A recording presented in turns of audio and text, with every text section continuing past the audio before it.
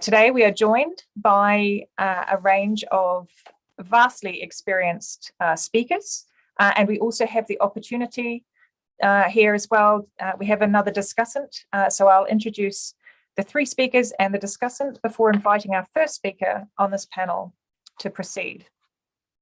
So our first speaker today will be Dr. Jayant Menon, who is Visiting Senior Research Fellow at the Regional Economic Studies Program, ISEAS, I always have difficulties with acronyms, at the Yusof Ishak Institute in Singapore.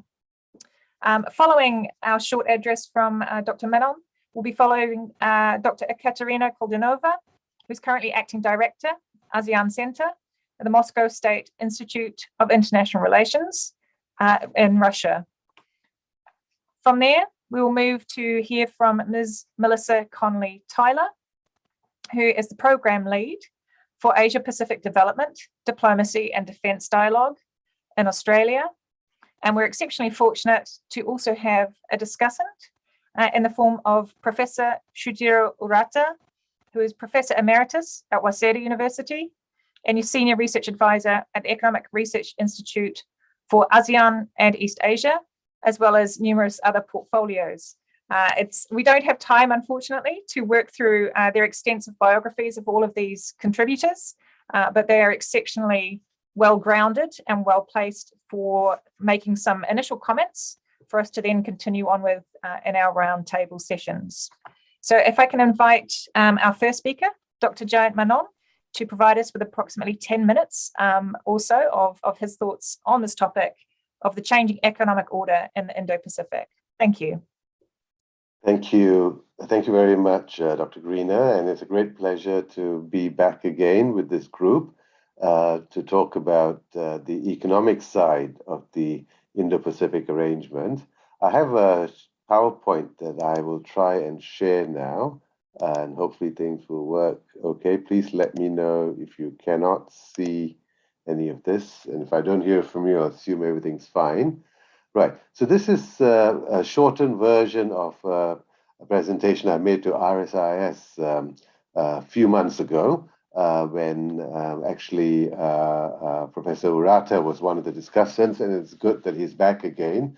So he'll recognize some of what I have to say, but I've tried to update things a little bit and shorten things given the time available. But let me get right into it because 10 minutes is not much. And I might need a little bit more, but hopefully not much more. Right. So I think the first point I want to make is that, the Indo-Pacific is, of course, more than ASEAN, but ASEAN is central. So most of what I have to say will probably relate more to Southeast Asia, but I will try and link it to the broader region wherever possible.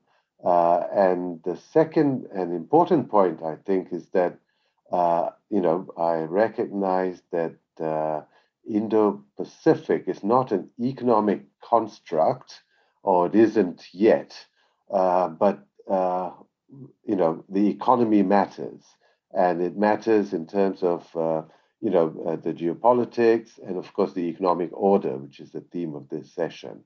So on that basis, I want to focus on some key post-pandemic megatrends or challenges affecting the economic prospects of ASEAN as well as the broader region. And then I want to say a little bit in concluding on how these countries should respond to those challenges, to both at the national level, but also more so how can they respond in a more coordinated way, through minilateral or multilateral mechanisms and institutions. So that's basically what I hope to do in the short time I have. So let me get moving with the first mega trend, I think, affecting this region, and that is digital disruption. So I think the pandemic has accelerated the move towards the digital economy. We know all about this. This webinar is a perfect example of what I mean. And they're both positive and negative consequences. The positives include various ways of increasing inclusion by bringing in remote areas, small and medium enterprises, sometimes even, bringing the poor into the financial system.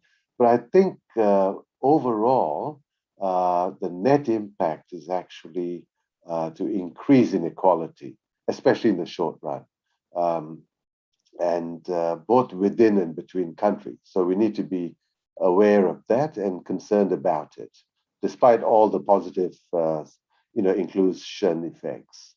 And I think this comes from unequal access, depending on income class within economies, and between economies, it emanates from unequal preparedness, depending on stage of development. This is illustrated by the discussion on skills premium, with very high returns to skills, and the disruption to labor markets, especially at the lower end of the skills spectrum. Job losses due to automation and robotics are affecting those low-skilled, repetitive tasks initially in the advanced countries, but moving quickly to the developing world. I think these adjustment costs can be reduced through greater factor mobility, especially in the short run. And this is compounded by the second mega trend affecting the Indo-Pacific region, and that is the divergent demographics. This will add to the disruption and increase the need for factor mobility. The rest of ASEAN is aging much more than its newest members, especially Cambodia, Laos, and Myanmar. And in fact, East Asia is aging much more than India, for instance. So there's a lot of diversity in the demographic trends in the region, and it's not purely one of aging. There are young populations that require jobs going forward with the very uncertain post-pandemic recovery environment. The younger populations are in the poorer countries, while aging populations can be found in both rich and poor countries.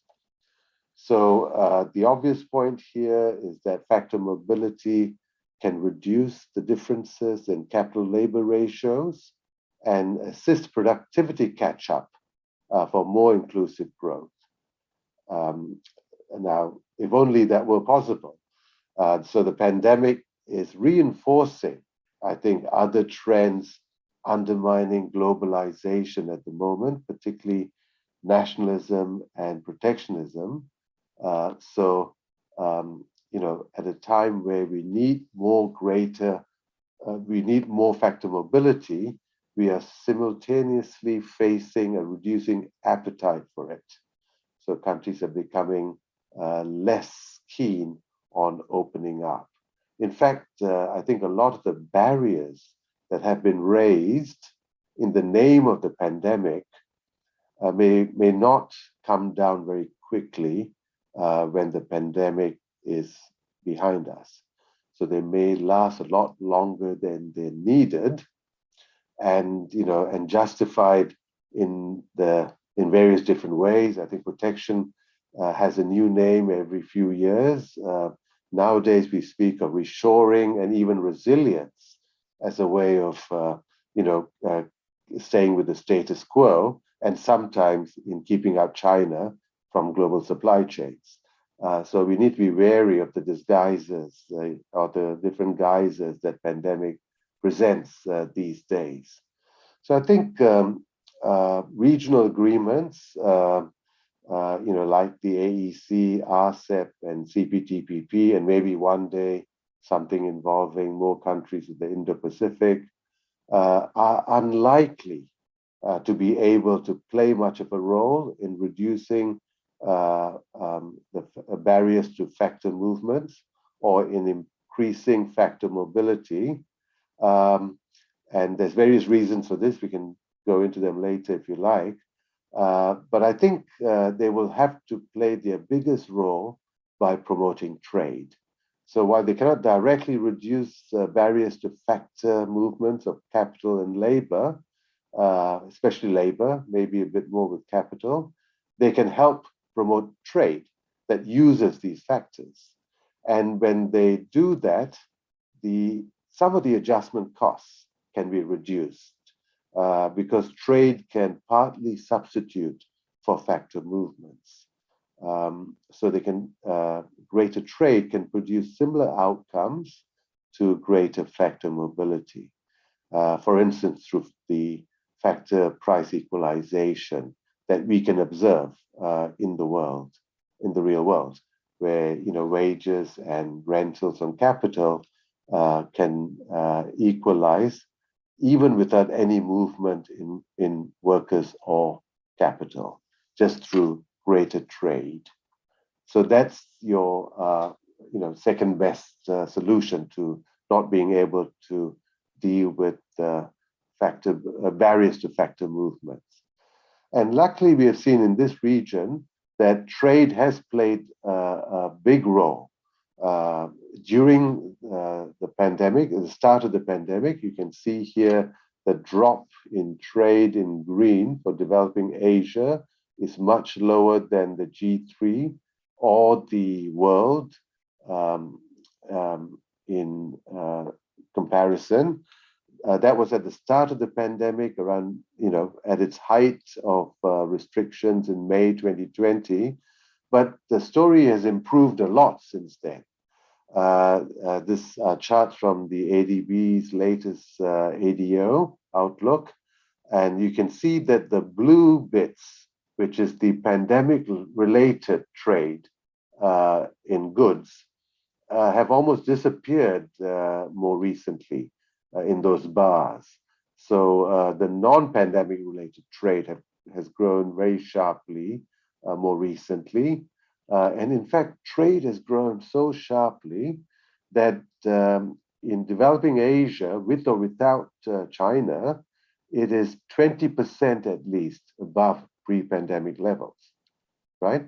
So against pre-pandemic levels. So trade is now so much higher than it was before the pandemic. And a lot of that is catch-up trade, of course. And this is what we are seeing now with all the labor, with all the supply side shocks on, at ports and so on. Right. So so trade has played a huge role in helping us through the pandemic, and now it's so much more important than it was before the pandemic, and that's a good thing in adjusting to these sort of mega trends. But that's the story on goods. Now, let me finish off quickly on all the other types of movements, especially people movements. This is where the story in Asia in particular is not so good. In Europe and North America, things have improved a lot with border openings, but not in Asia. We have seen some early signs of that very recently, but by and large, the border restrictions have not kept pace with domestic mobility easing. We have seen a lot of easing in domestic mobility restrictions, especially recently, but the gap between the two at the border and within the border is still very large. Again, you can see here on the left, the restrictions in Asia being so much higher in dark red compared to other regions, compared to the world, for instance. And on the right panel, the huge drop in basically tourism, tourist arrivals everywhere, but more recently, it's been very much greater in this region as the rest of the world has started opening. So I think we need to narrow the symmetry between domestic and border restriction, and we need to do so more quickly to catch up with what's going on in the rest of the world, especially as vaccination rates in this region also catch up. We might start with unilateral actions, with micro herd immunity or sandboxes, as we have seen, but we need to move quickly to more reciprocal arrangements through travel bubbles, and then look to multilateralize those sorts of openings. I think the hesitancy here relates to fears with importing a new variant, but the evidence is that border restrictions are not a very good mechanism in keeping out the new variant. If you look at the countries that have tried to do this most viciously, Australia and New Zealand, for instance, they have failed. And if they can't do it, I don't think anyone else can.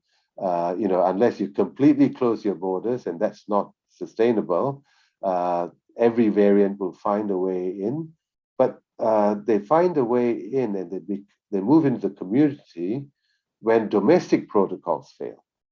So it's domestic protocols that eventually provide a safeguard.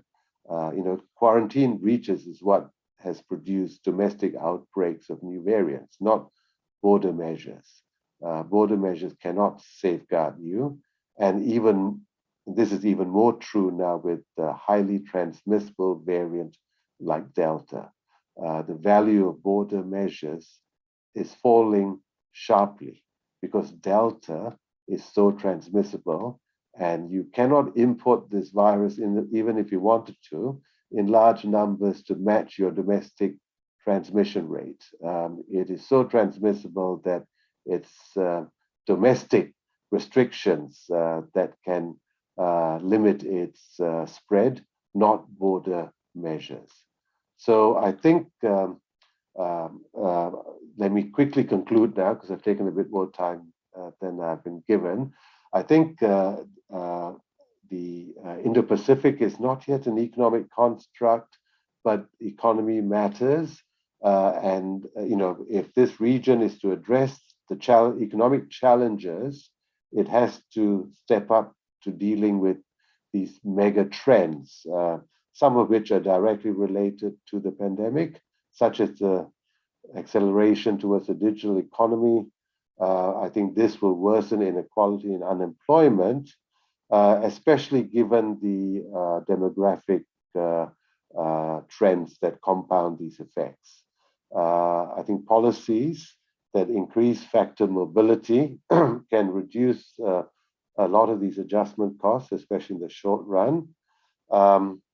But the problem is that the direct and indirect effects of the pandemic is reducing the appetite for increasing labor mobility and capital mobility as part of the backlash against globalization. We need to try and use our regional institutions to promote trade if you cannot deal with factor mobility directly, because trade can produce similar outcomes to factor mobility. And we have seen that play out already, especially in the Indo-Pacific region, where trade has not been that badly affected during the start of the pandemic, and now is actually much higher than it was before the pandemic. So the remaining reform agenda relates to people movement. And this is where most of the work remains to be done. I think, as I mentioned, Delta has reduced the value of border closures, but not its cost. And so we have to start speeding up with the border openings as vaccination rates increase. So let me stop there and turn it back to you, Dr. Greener, and thank you for your time and attention. Thank you. That was a very difficult ask, I think, for any of our panelists to provide some comprehensive reporting in 10 minutes. But the one thing that I certainly got from that was that some of the consequences of the pandemic, the nationalism, the protectionism, are just what we don't need to have happen at a point in time when we need to recover from the likely increases in inequality in particular. So it'll be, I think, a fruitful source of discussion. Okay, thank you so much. If I can please ask our second speaker, Dr. Ekaterina Koldunova, to weigh in with her thoughts on this matter. Thank you. Thank you very much, Chair. Thank you, the organizers. I'll try to share my screen here. I hope it works. So thanks once again to CSIS Indonesia for convening this very important dialogue, and for all the partners, Rajaratnam School of International Studies and Japanese colleagues.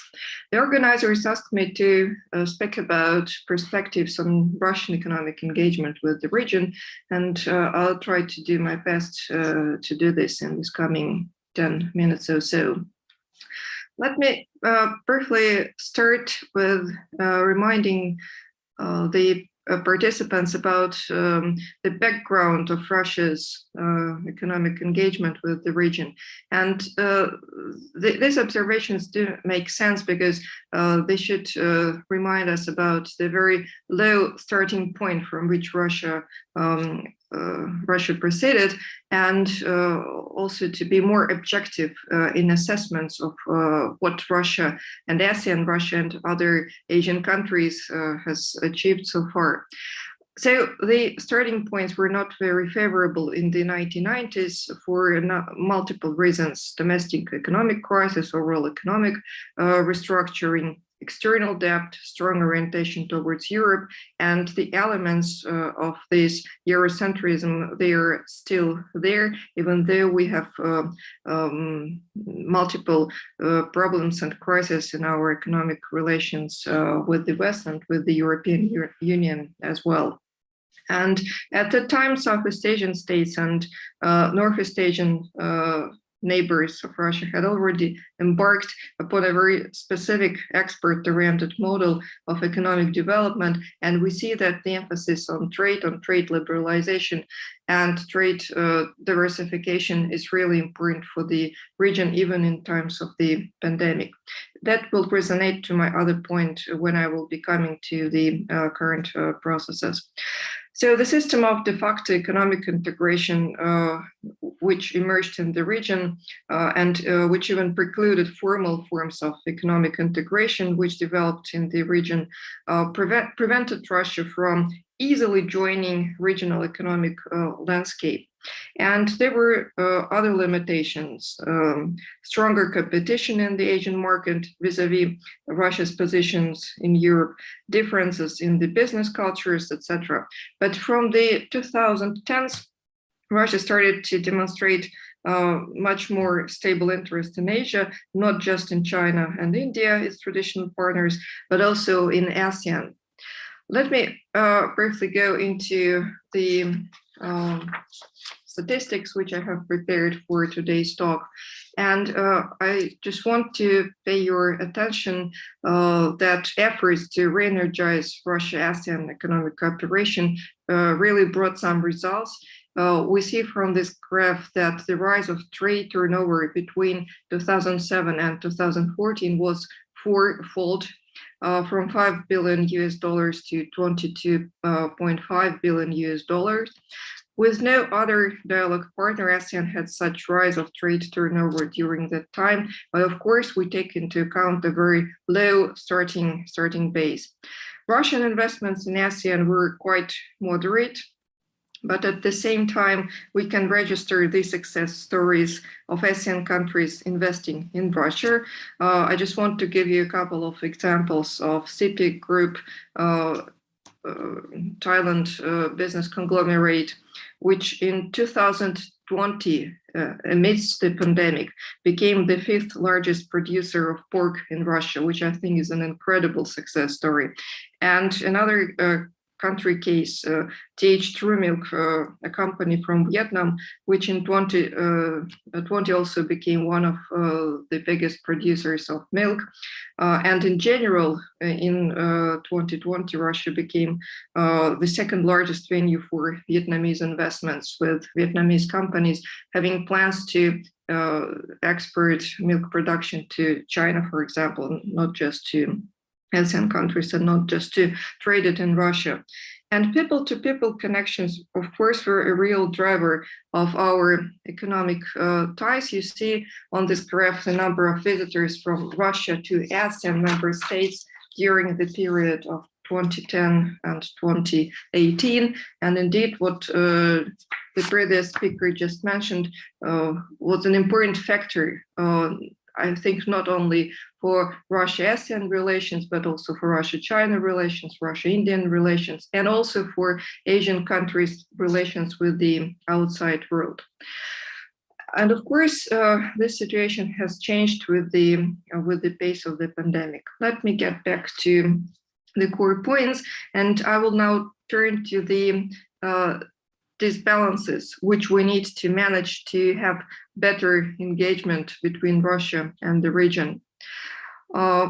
The first point here will be that Russian economic cooperation is still much stronger with Northeast Asian neighbors, with China in particular, but also with Japan and South Korea. And this is, on the one hand, is a good sign because it stabilizes Russia's relations with its Northeast Asian direction. But of course, we need much more diversified relations to better engage with Asia and with the Indo-Pacific area as well.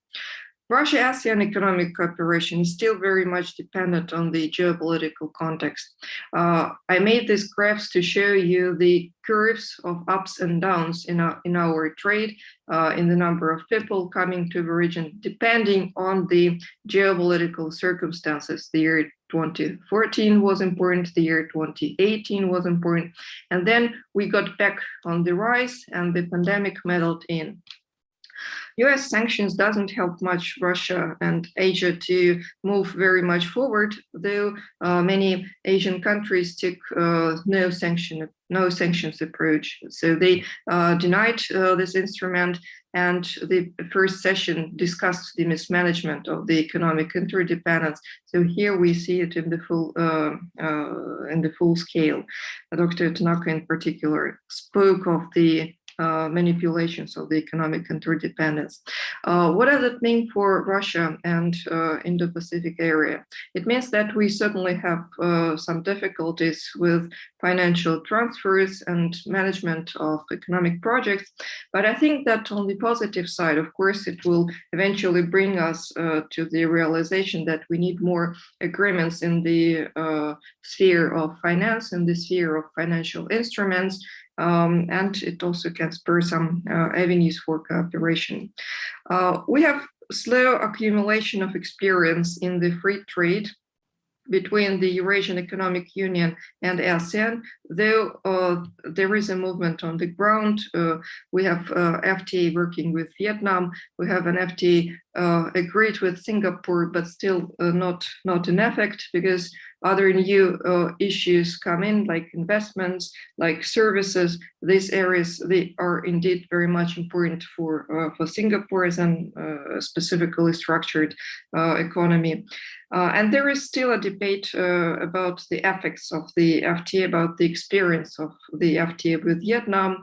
There are different kind of assessments, how successful it was. But the overall idea so far is that it is indeed a worthy instrument, and we need to have it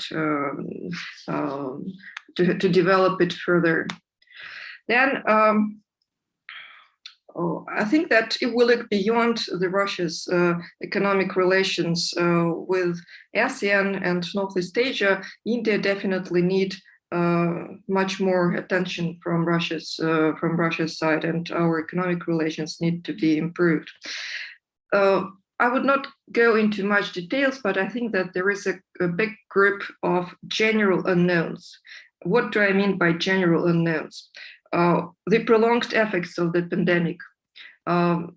We don't know how much the expected birth rate, expected life expectancy at birth will develop after the pandemic. The first statistics has been coming this month, and it's not very it's not very positive. I mean, not just Russia or the United States, where the life expectancy at birth dropped by three years, almost 3 years. But also for Asia, there will be huge questions. Then the disruptances in infrastructure. The example of Suez Channel crisis brings us the examples what can really happen in this sphere. Geopolitics versus geoeconomy. The previous speaker mentioned that Indo-Pacific area is not an economic construction yet. And I think there is a huge way ahead before we would be able really to turn from geopolitics to geoeconomic vision of this area. Though, of course, there are certain trends which make us think about the geoeconomic connections. Future of the energy transition, because there is a debate in the international society, how it will evolve, what kind of outcomes it will bring, and the way how countries deal strategically with the pandemic. How do they see the border transparency? How do they see the organization of the mobility, etc., etc. And let me finish with a number of observations concerning the Russian potential niches and comparative advantages in cooperation with the region. I think that as for now, definitely there are areas where Russia can better engage with the region, and there are certain prerequisites. Number one is military technical cooperation, which is in the rise with all ASEAN countries, but also in with many Asian countries. And if we turn more to the economic sectors, I would name here, without probably getting into much details, the agriculture. That will be very important for the times after pandemic. Infrastructural cooperation, there are specific country cases where Russia has positive experience. And in this regard, Russia's ASEAN cooperation falls under the UN Sustainable Development Goal 9, industrialization, innovation, infrastructure. And this goal is mentioned in the recent documents of Russia-ASEAN summit. And I think it also do correspond to the aims of the ASEAN outlook of the Indo-Pacific. Russia will definitely keep its positions in the energy sector. There is a long-standing cooperation with Vietnam, but also with other countries that may evolve. Digital economy. ICT is a very promising area, specifically in the situation of rising strategic competition. It's good for the region, I think, to have third, fourth, five options to ensure one's cybersecurity and smooth operation of the ICT infrastructure. And as the experience of Russian leading ICT companies demonstrate, this area is not a ground for a zero-sum game between Russia and the US, for example. And there were cases when American counterparts addressed Russian ICT companies for help in difficult situations. So there is a room for cooperation, not just for competition. And there are success stories, Kaspersky Laboratory working in Southeast Asia, for example. Localization of the vaccine production. Russian-made vaccine Sputnik V was produced by a state-run company. So it is not about profit-seeking. The aim is about solving the pandemic problem. And in 2020, Russia already initiated a region-wide dialogue within the East Asian Summit framework, and there is a document speaking about how we could address the epidemiological situation in our country.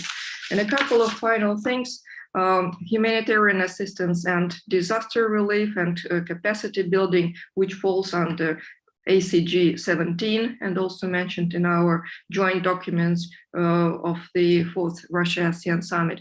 Well, tourism, if properly renewed, we saw that tourism really drove our cooperation. So I think that we could moderately hope that it could once again play a driving role in our relations once pandemic comes down a little bit. So I hope I didn't took that much time. Thank you for the opportunity. Thank you so much. I learned a great deal in a short time. I would like to invite our next speaker, Ms. Melissa Conley-Tyler, to offer a few thoughts as well. And then we will move also to our discussant, Professor Urata, before thinking about the possibility of question time, where I can see there's a question in the Q&A. I will be asking people to raise hands as well for the questions at that point in time. But over to you, Melissa. Thank you. Well, thank you very much, Bethan, and thank you to CSIS-GRIPS-RSIS for the invitation, and particularly for inviting dialogue partners like New Zealand and Australia. Along with having Russia and the US, it makes us quite an East Asian summit. So it's fantastic to be able to be part of these discussions. For me in particular, I'm really enjoying seeing so many familiar faces after a very long time locked down here.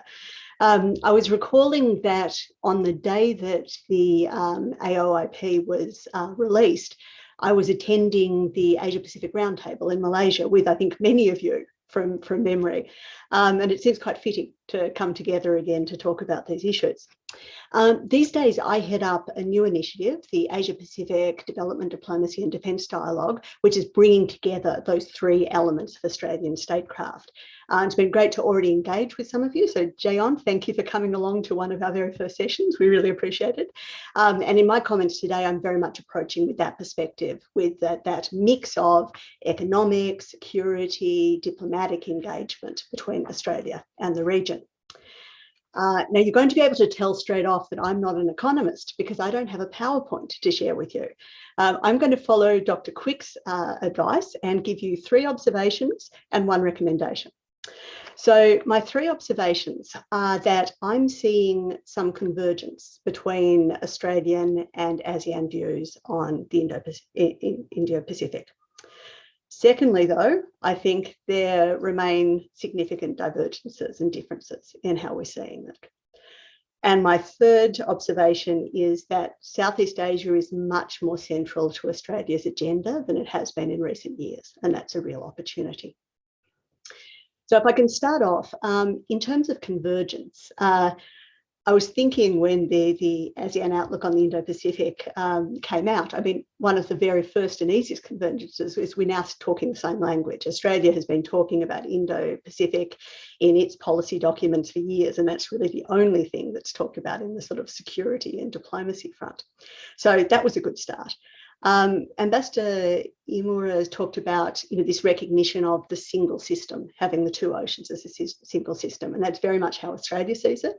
And I think the ASEAN Outlook gives that same sense. And if you think, again, about what's in the ASEAN Outlook, maritime cooperation, connectivity, development, economic cooperation, those are all very much Australia's concerns in the region, and they're very much in tune. So I think there is a convergence, and that does look a little bit different than it would have, some decades ago. But on my second point, there really do remain some significant differences, and you probably don't need me to outline them, but I will. So, I mean, Dr. Tanaka this morning, for example, talked about, that the key drivers in the region being great power competition and economic independence. And out of those 2, Australia is much more focused on the first, on the great power competition side. We have taken a view. So our Prime Minister, for example, in his words, says that what he wants in the Indo-Pacific is a strategic balance in the region that favours freedom. Okay, so we've taken our view on what we want from that. We've explicitly said that we want to stand up to China and that we're willing to take the consequences of that. So in terms of the economic coercion and what that means, we accept the consequences for our trade. And I think that is distinct. That is different than the way that I would say Southeast Asian countries manage these issues. I remember the words of a great Singaporean diplomat, Bilahari Karthikeyan, who talks about every country in the region having to simultaneously stand up to and get along with China, that's a balance that all good leaders have to manage. And I think from Australia's perspective, we've really gone for half of that equation, and that's where we are at the moment. So what we're doing is we're working with others who see some of those same issues, who want to constrain or balance Chinese power. And Dr. Li Jiehuan talked about this from the US perspective, about finding like-minded, capable countries. It's the same from an Australian perspective. We're looking for like-minded countries who share our concerns. So we've had discussion, I've heard mentioned many times, the Quad, which Australia's been a big part of, AUKUS as a new initiative. And I think for those who know Australia, AUKUS probably isn't a great surprise. We're very comfortable with our great and powerful friends from history. And in a difficult time, you understand why countries go back to what they think of as their comfort zone. So for a country like Australia, which has that sort of fear of abandonment deep in its soul, AUKUS makes a lot of narrative sense. If it doesn't make sense in other ways, who knows? At the same time, I've got to say, though, Australia is very clear all the time that we endorse ASEAN centrality, and we really do mean that. We really do think it's a good idea. For a long time, Australia was a huge spruiker of East Asia Summit, for example. I remember when one of our former secretaries to the Department of Foreign Affairs was asked what are the two most important multilateral institutions, and he said G20 and EAS. This was a time when we were actually on the UN Security Council, but when he was asked what are the two most important multilateral institutions, that's what he said.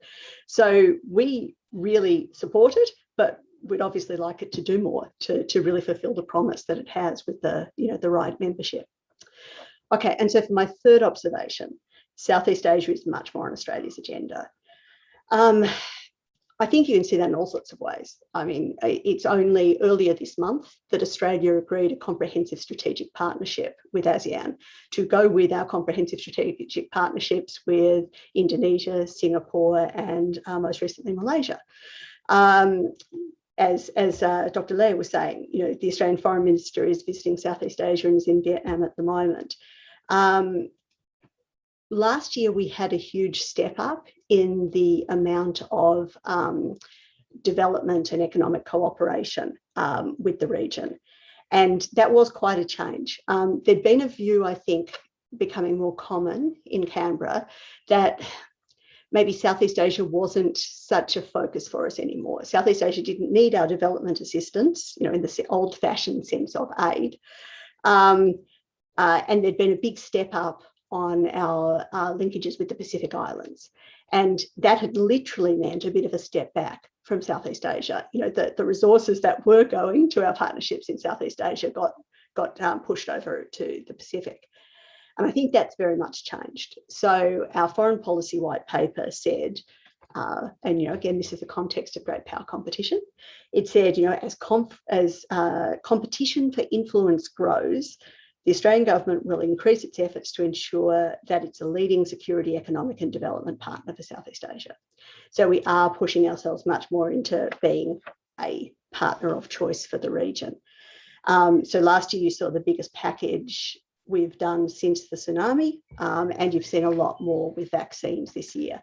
And I expect that to continue. I think Southeast Asia has become much more central in Australian thinking. It may not be for reasons that ASEAN's comfortable with, in the sense that we're focusing on the great power competition, but it may have some positive benefits in terms of Australia's engagement. So from that, my recommendation, what is my recommendation? It's a simple one. I would say to Southeast Asian friends, please do keep engaging with Australia. There will be times where we are clumsy and frustrating. I remember an ASEAN diplomat once telling me Australians are too clumsy to be Asians. And I thought, well, maybe that's true. But all of that being said, we are still a very important actor in the Indo-Pacific. If you put together what we have in terms of our defence, our diplomacy as an economic partner, we do have things to offer and we're worth continuing to engage with. So I'd say in response particularly to the first session today, yes, Australia is not neutral, but that doesn't mean it's not useful. Thank you very much. Thank you so much, Melissa. I think that was very forthright and usefully so. I must say, as a New Zealander, AUKUS was a little bit of a surprise. And it's interesting to see where some of these similarities and differences come in as well between our two countries as well. So if I may please call on our eminent commentator, Professor Urata, to provide some reflections on what has gone before and his own thoughts on this particular topic, and then we will look to open the floor to questions. I can see there are a couple in our Q&A, but I'll also provide the opportunity for those panelists to engage in the roundtable discussion. Thank you. Well, let me thank the chair and the organizers for giving me this opportunity to discuss very interesting discussions presented by panelists. My comments are mostly on Dr. Menon's presentation. As he mentioned earlier in his remarks, I commented on his earlier presentation, but this time I tried to make somewhat different comments, or mostly questions. First, I always enjoy Dr. Menon's presentation because it is very insightful and illuminating and so on. And I did enjoy his presentation today again. My first question is on the possible role of regional kind of institution, or maybe AOIP, in order to deal with the problem of increasing inequality, which is caused by the pandemic, as well as the digital transformation you mentioned. It is true that the increasing inequality is a very serious problem, and as you indicated in your paper, that the improving skills of particularly unskilled workers is the essential to deal with this inequality problem. But I just wonder what countries as a group in the framework of maybe AOIP can do to deal with this problem. How can they get together to help improve the quality of workers, particularly unskilled workers? That's the first question. The second and third questions are some questions which are not really related to what Dr. Menon presented, but of course related to that. That is the impacts of COVID pandemic on macroeconomic issues. As we all know, many countries, many government has increased their government spending to deal with the COVID situation, and that resulted in the increasing government debt, right? And also inflation is taking place, and the United States decided to tighten up the monetary policy, and that of course will lead to appreciating US dollars, and that will have very difficult problem for debt-ridden countries. Okay, so I just wonder how you look at the situation, macroeconomic situation or macroeconomic problem caused by COVID. How can developing countries, maybe ASEAN countries in particular, can deal with this macroeconomic problem? And the last question is related to this macroeconomic problem, but from a different perspective. This is the impacts of COVID pandemic on supply chains, global value chain.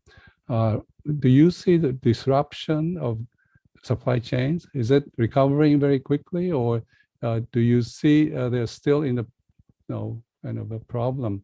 And I see a shortage of like semiconductors. I see many automobile companies reducing the production because of the shortage of parts and components. So I thought this disruption of supply chain will be dealt with quite quickly, but it turns out that they are still having a lot of problem, in the form of shortage of parts and components, shortage of semiconductors. So how do you see the impacts of COVID pandemic on supply chains? Do you see there are structural changes taking place involving supply chains? And that, of course, lead to, shortage of parts and components contributed to inflation. Here again, the impacts of COVID through supply chains on inflation is a problem. So again, I come back to this macroeconomic issues. And so these are the issues which you didn't touch upon, but I think I like to hear your views on this. So let me stop there. I'd like to be sure. Thank you.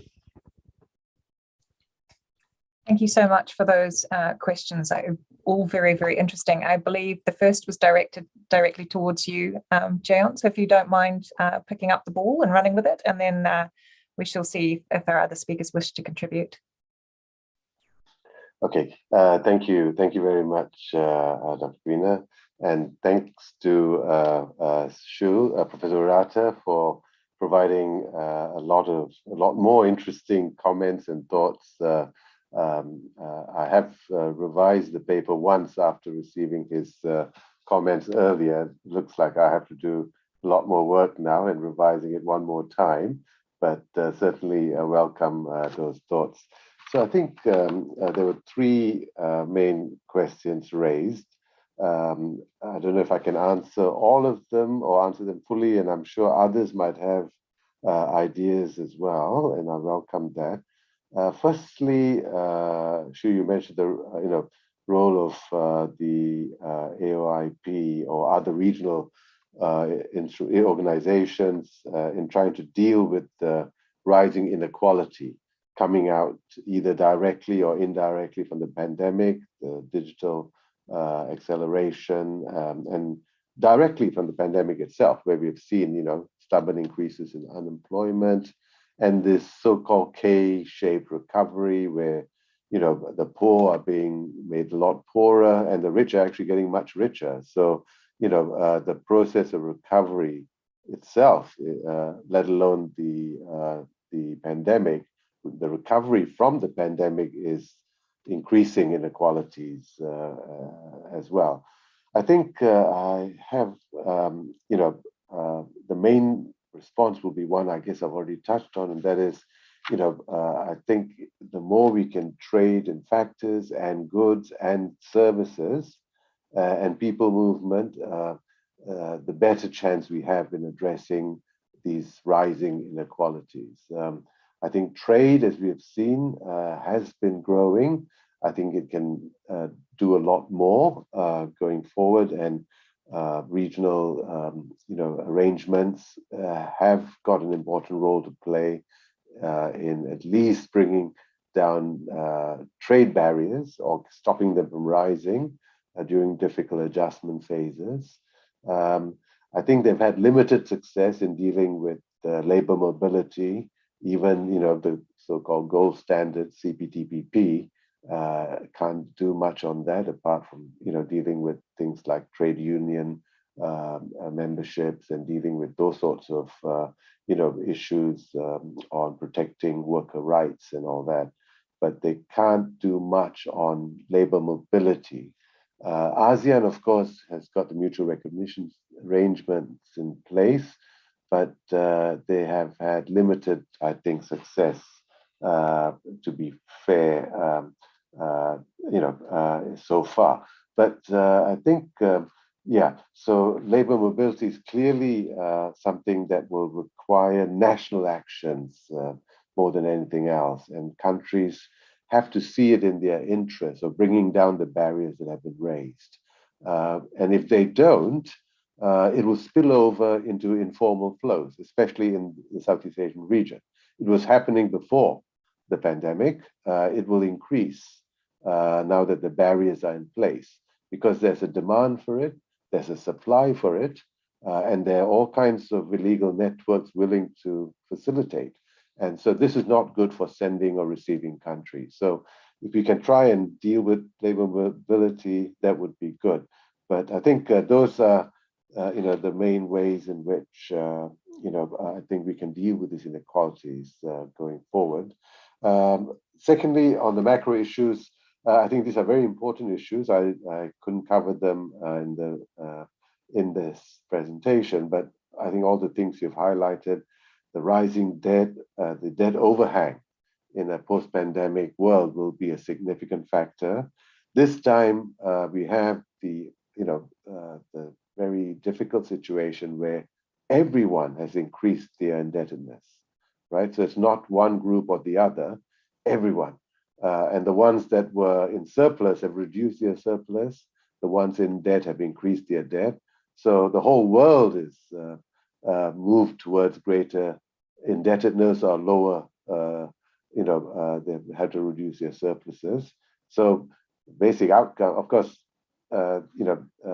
these things have to balance at a point in time, but they don't over time. So the future generations will absorb a lot of the burden of this adjustment process. And that's what we've basically done. But it has, I think, led to overshooting.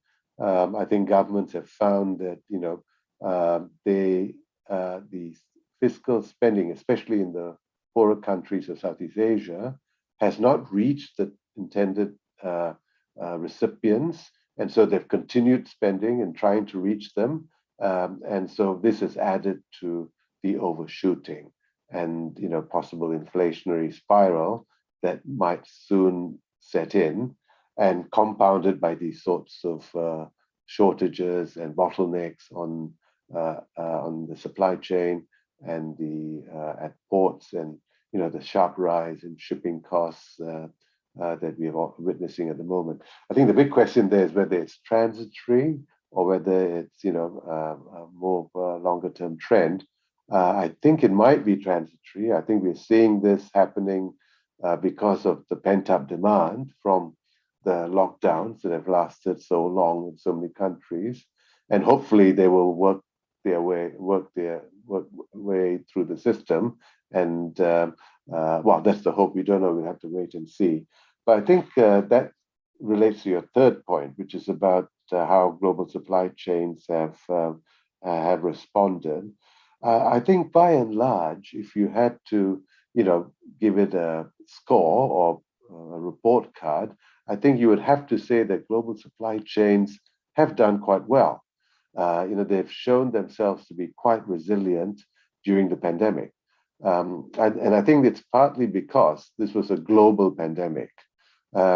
Supply chains fail when you have these high impact, low probability events affect one part of the chain, but not all of it. And when it affects the whole supply chain, like with the global pandemic, then it doesn't matter that it's a supply chain, right? So the good way to illustrate this point is to compare it to the Thai floods of 2011, which saw the breakdown of production in this region, because one segment of the supply chain was affected, which reverberated throughout the whole supply chain.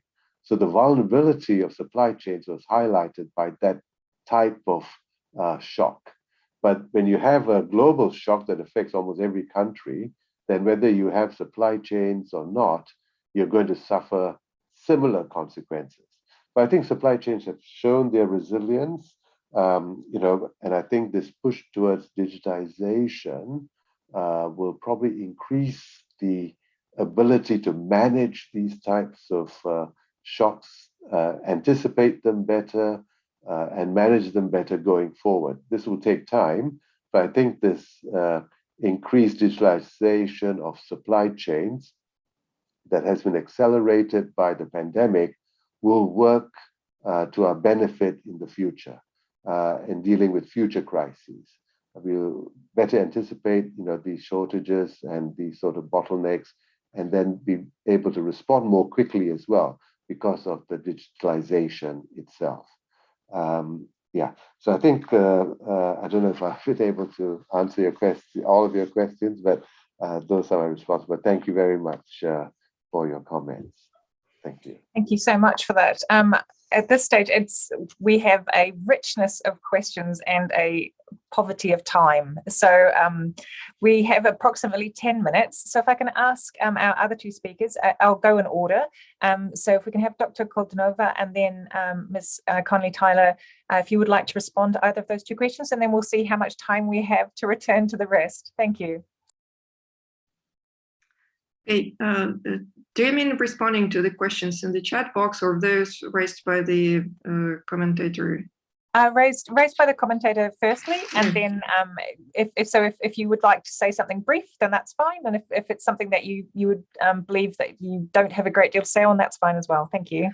I'll just indeed briefly jump in to the discussion between Dr. Jayant Menon and our Japanese esteemed colleague with one observation. Quite recently, our State Epidemiological Service has put forward, I think, a very important idea that we need to build barriers against infections, not against movement of people. So philosophically and even ideologically, in terms of dealing with the current state of the pandemic, I think this idea brings lots of sense.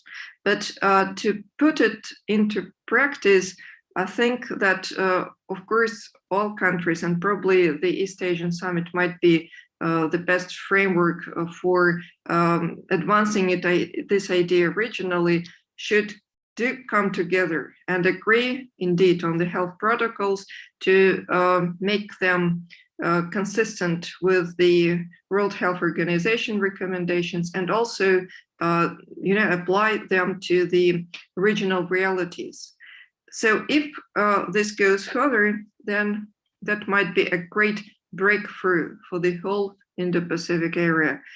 But that depends on how we react nationally to that, and how well we are prepared, to, I would not say sacrifice our sovereignty aspects, but to be consistent and to be agreeable that we all need this. Thank you.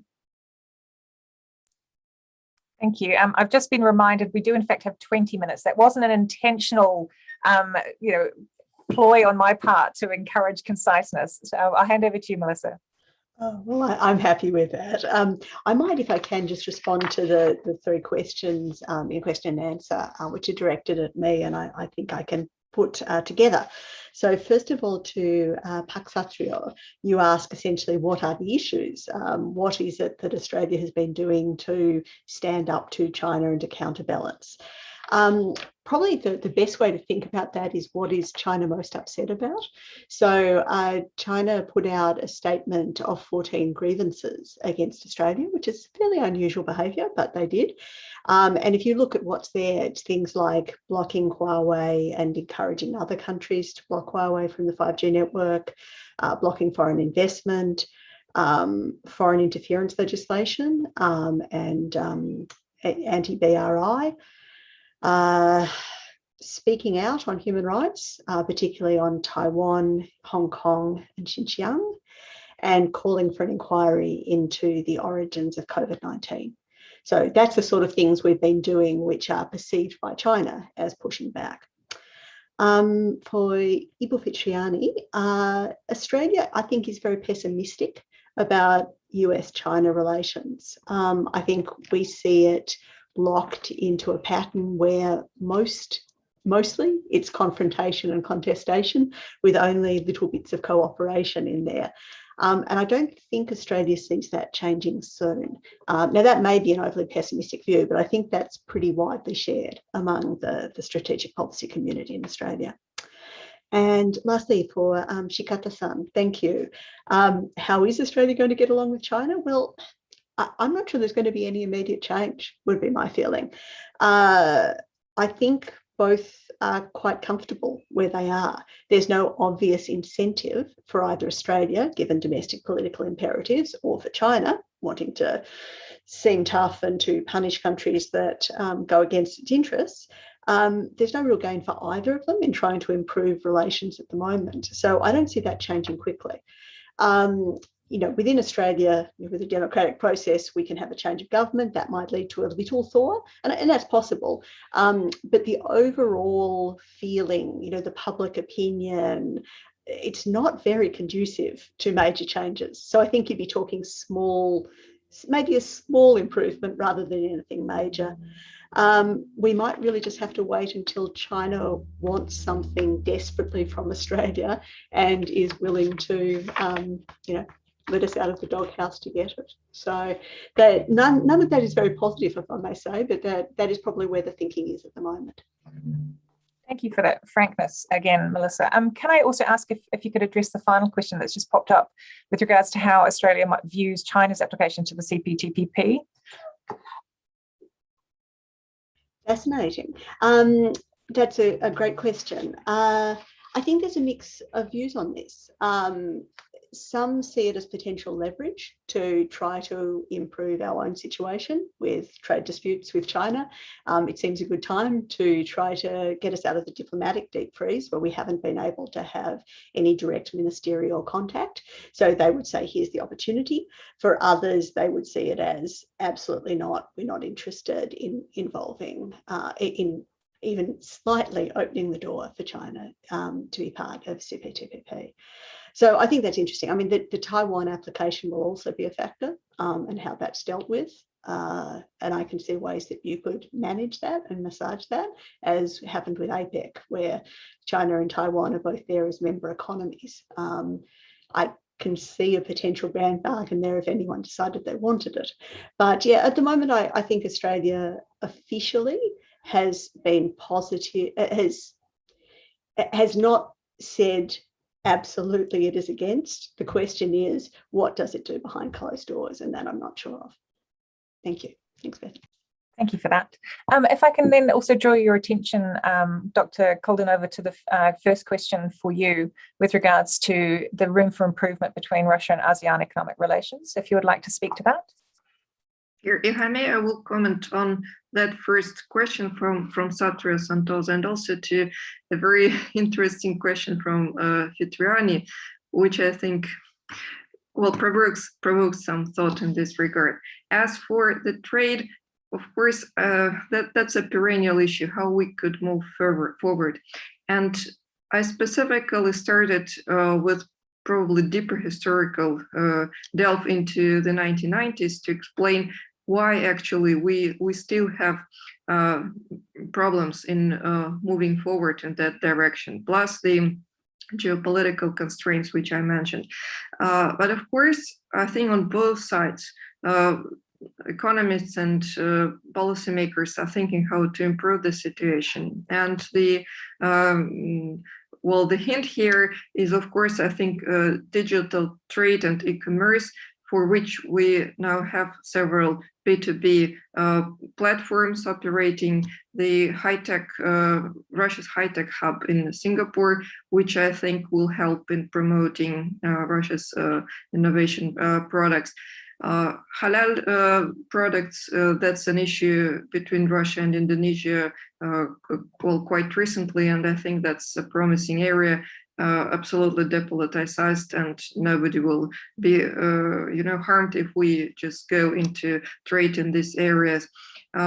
Logistics, improvement of logistics, that's a long trade goal, which will enable Russia and ASEAN to trade, and I think Vladivostok is important here. The more connections we will have, the better it will go.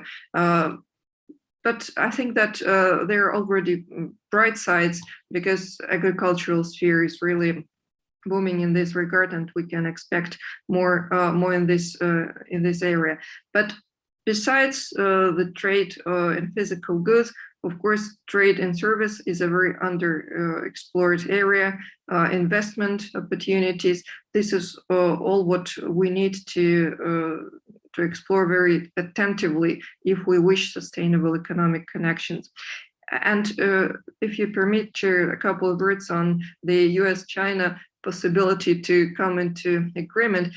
I listened very attentively to the first session and was shy to jump in with probably a slightly provocative observation that Biden President Biden, unfortunately, haven't even managed to meet President Xi personally, or President Xi hasn't managed to meet President Biden personally.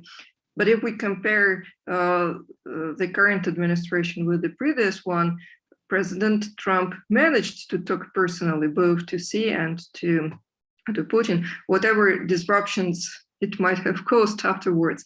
So, of course, getting back to serious tone, of course, there are pressing problems. Climate change, Afghanistan is a huge, huge question mark. We don't deal with it, but I think that it will resonate in Asia. And there is a need to have at least a kind of dialogue, but it doesn't go very much forward so far. So I'm also pessimistic as Melissa previously was. Thank you. Thank you so much. Again, a frank conversation, which helps our understanding further. Can I please also pass back to Dr. Menon with regards to the question that's in the chat about the most significant ASEAN FTAs that would help facilitate economic improvement after the pandemic? Right, thank you. So if you force me to pick one, I'll have to say RCEP at the moment, which is the largest FTA in the world that will come into effect now in a few months, 1st of January next year. And ASEAN's right in the center of it. It includes all of its supply chain partners. So it's got that going for it. Its size, but with size comes at a price, and that price is usually debt. And so, you know, the mechanisms in RCEP are, you know, not shallow. People often describe shallow, but not as deep as a lot of the bilateral agreements that exist within it and between members of RCEP and other external partners. So while I would nominate RCEP, I would say that a lot of the difficult issues on, say, digital trade and also factor mobility, which I tried to emphasize earlier as being important, might have to take place through small number agreements or bilateral, trilateral agreements, and they will still play an important role for the important, sensitive, or difficult issues. So it's a combination, I think. But RCEP, I think, has a lot of potential. The big win will be if RCEP can bring in the US somehow, either through the CPTPP or through APEC, or, you know, through a marriage with some other mega regional. But RCEP is there, it's happening, it's starting very soon, and that, I think, is going to be very important. Can I also, while I've got the floor, say something very quickly? I forgot to mention just now, I guess I should have also highlighted in relation to Professor Urata's point about disruptions to supply chains. Of course, I said I thought that it, you know, if you gave it a score, you'd give it a passing grade. Supply chains have stood up to the challenge of the trade war and COVID, I think, quite well. But now we are seeing these sorts of shortages and bottlenecks and so on. You know, I think that's to do with the unevenness in demand and the pent-up demand spilling over. And I think you should be careful that it's not used as a pretext to further this sort of reshoring argument and resilience, increasing resilience trend, right? Which is, you know, I think at one level it sometimes refers to trying to push China out of the supply chain, which is both, you know, costly and impossible. So choose which one you want. I think it's very unlikely that you can do that, or it's not very sensible to try and do that. You know, I think it shouldn't be used as a pretext to actually go ahead with this, you know, a reshoring argument, which I think, you know, will not solve the problem and is probably, you know, going to cost more than it will actually address in the longer term. Yeah, thanks. Thank you. I must admit, I could see Melissa nodding to that particular discussion, and I just wanted to know if there's anything you or Dr. Koldunova would like to add, and if, in the meantime, if there is one last pressing question from the participants, please feel free to raise your hand. You may get lucky at this stage. I'll wait and see if there's a pressing question. That's a great invite. Can I raise one question? Of course you may. Thank you. Yes. Thank you very much. I agree with Jay Menon when he said this impacts of COVID on supply chains is, well, passing grade. I agree with that. But partly because this COVID did not physically disrupt supply chains, whereas like flood or great, East Japan earthquake physically disrupted the supply chains. So that's why, COVID, disruption by COVID is rather maybe easier to deal with when demand, comes back. But one, I think, worry, of course, is the U.S.-China decoupling. That has a greater impacts on disruption of supply chains. And how do you see this? Impact, Jay? Yeah. Can I respond, Dr. Green? Yes, of course, please do. Yeah, right. Thanks, Shu. I think, you've really highlighted the key issue when it comes to thinking about supply chain disruptions. It's not really about COVID. I think it's more about the trade war than COVID. I think COVID has perhaps accelerated some of the disruption and relocations, but I think the trade war has a lot more to do with it. And I think the reason for that is the following. In a world of supply chains, bilateral or discriminatory tariff on a particular country magnifies its impact. So for instance, you take a China export to the US worth, say, $100, and the tariff, let's say, is 25%. So the 25% is applied on $100, which is the total value, but maybe only about 10% of the value is actually produced in China, right, because of supply chains. So the 10% value added magnifies a 25% tariff to become a 250% tariff. So small bilateral or discriminatory tariffs can be magnified many times over by the whole process of slicing of the value chain or supply chains. And therefore, if Vietnam can do whatever China has been doing for less than 250% of the cost, it makes sense to shift out of China to avoid the tariff into Vietnam. And I think we've been seeing quite a bit of that happening. The huge buffer provided by small tariffs to countries that compete with China, which includes the US, but is not limited to the US. So that's why we haven't seen this rush back to the US. We've seen movement out of China, but to most of ASEAN, actually, rather than any other country. But that's mainly for the footloose industries, the labor-intensive industries. I think for the important players in supply chains, electronics, machinery, transport equipment, even that magnified effect has not been enough to force them to shift. People often talk about, the whole ecosystem that comes with these complex manufacturing systems. It takes a lot to shift them out.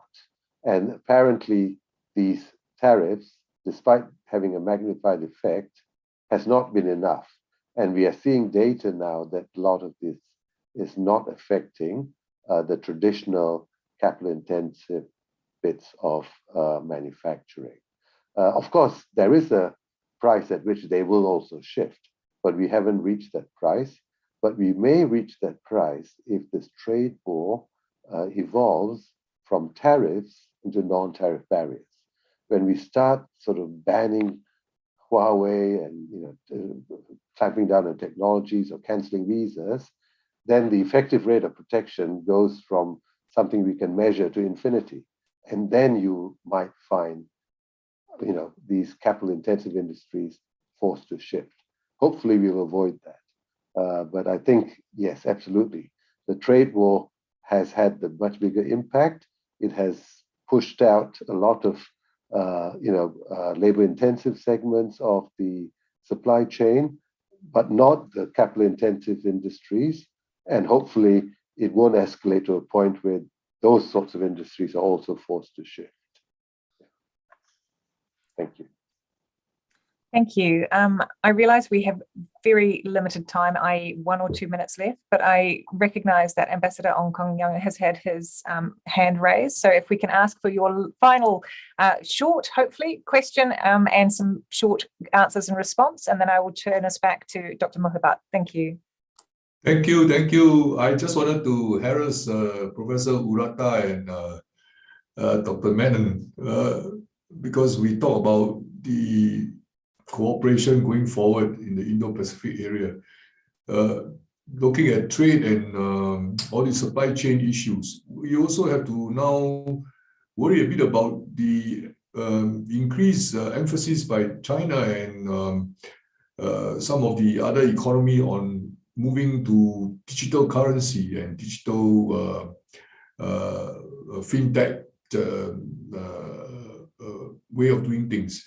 Do we have to consider that in this particular exercise, or we can defer that to another future occasion? Yeah, just a quick readout from the panelists, including Dr. Ekaterina from Russia. Thank you. Thank you. A very quick response in order of speakers, if we may.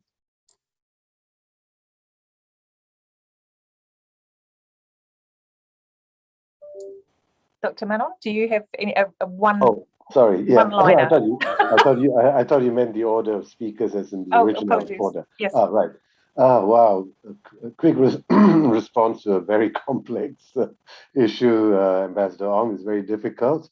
But I think we should distinguish between cryptocurrencies, which is a digital asset, and the whole process of blockchain technologies and so on. So I think I'm not a believer that cryptocurrencies will continue this upward trend to the moon in their value and their use. I think the blockchain technology that underlies this process has many useful applications and will continue to help increase the resilience of supply chains and many other aspects of our social and economic life. So I think that is where we need to focus on. And the cryptocurrency phenomenon, I think, is a passing fad, and I don't see much value in that apart from making some people very rich and maybe very poor very soon. I don't know. But the blockchain technology that underlies it, I think, is quite valuable. Thanks. Thank you for that very concise response. If I can move very quickly through Dr. Koldunova, Ms. Conley-Tyler, and the last word can go to our discussant if you would like to say anything, Professor Urata. Thank you. I think that the question raised by Mr. Ong Kong Yeong has wider implications. It is not just about digital currencies, but the way how the financial cooperation in the region might be organized. And there are many undercurrents in this question. Digital currencies is just one, because you know that there is, well, to put it oversimplistically, as I see it, there are two ways forward. There are floating digital currencies. They do not belong to any particular nation or country. And there is a move to take this process under control. So we see it increasingly in China.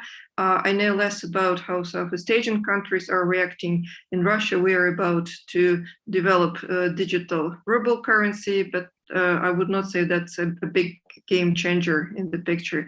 But if we move forward, the blockchain technology is also part of the picture, and the way how the financial cooperation and the financial flows will be organized. What are the barriers? What are the problems? What are the disruptances?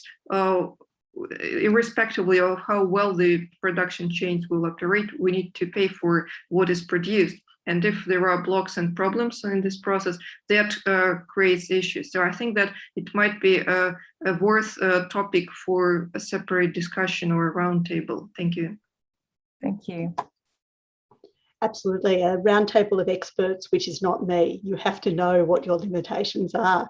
So thank you so much for the invitation to be here. And I just put in chat a little bit more about the work we're doing at Asia-Pacific Development Defence Diplomacy Dialogue.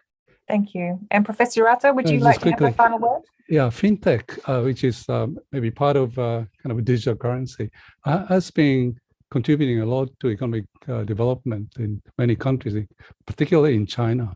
So I think fintech should be promoted, but that is different than central banks' currency, which is still in the process of being examined and tested. And I think it's too early to say that the central bank's digital currency would contribute to stability of the international financial system, which may not be. So that's a quick response from me. Thank you. Thank you so much, everybody, for keeping that incredibly concise and succinct. So can I say thank you so much to our speakers today and our discussants, and for those who asked questions. I have learnt a great deal and enjoyed myself immensely. I would now like to hand back to Dr. Muhabat, who will be informing us as to the next steps in this conference. Thank you. Thank you so much, Dr. Greener, for moderating the session 2. So I think we will now take a very long break of about 6 hours or so. This is because we want to also accommodate colleagues and friends who are joining us from North America so that they are able to also join the discussion. So let's take this break.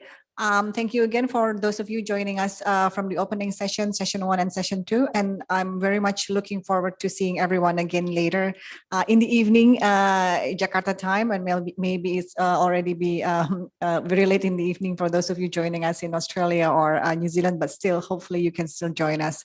So see you then. Thank you. Thank you.